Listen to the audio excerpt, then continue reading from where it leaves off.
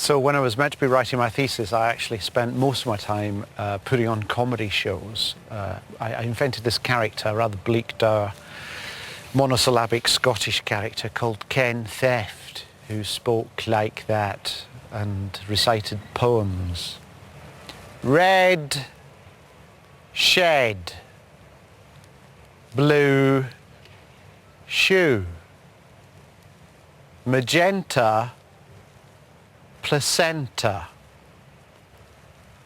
off-white pink with a hint of russet. It doesn't have to rhyme. Or does it?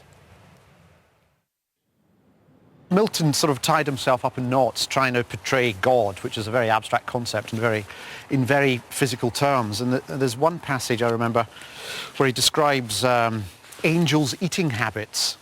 Here we go. And both contain within them every lower faculty of sense whereby they hear, see, smell, touch, taste, tasting concoct, digest, assimilate, and corporeal to incorporeal turn.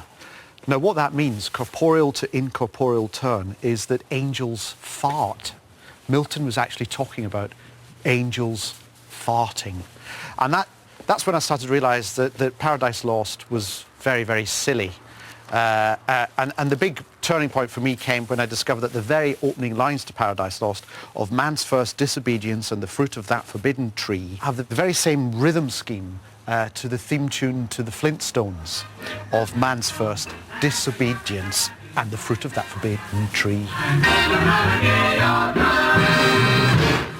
Satan is the great figure in Paradise Lost. Everyone loves baddies.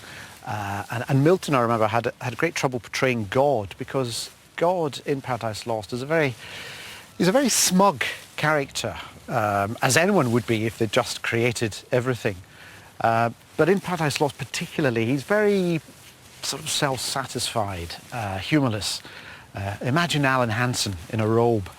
But there are one or two occasions where God is described by Milton as smiling.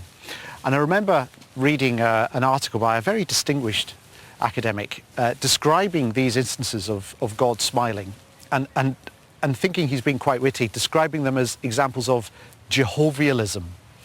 And it was at that point that I realised that comedy and academia really don't go hand in hand.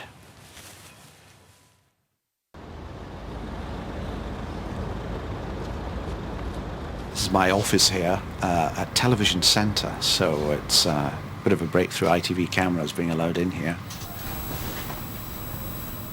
When we were filming The Thick of It, we filmed in a big, huge, disused set of offices, and they'd stripped everything, apart from one thing that was still up on a pillar, and I saw this, and I kind of instantly fell in love with it, if you can fall in love with a designer miscarriage such as this. It's an attempt by the company that ran the set of offices to simplify and motivate their workforce, but they've proved incapable of simplifying because it's the most hideously complicated thing I've ever seen, where it's impossible to take anything in one fell swoop. They tend to go for the positive, capture space, finger on the pulse, innovation, premium positioning. And then one day it struck me that actually they'd run out of positive things to say. So down at the bottom they've just written market barriers. It's not something that you want to get 100 employees in the morning chanting at the start of the day. It doesn't mean anything.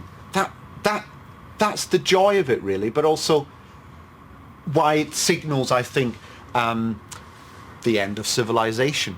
Because what it's doing is it's trying to force words rather than thoughts at us. And it's saying that words are more important than thoughts.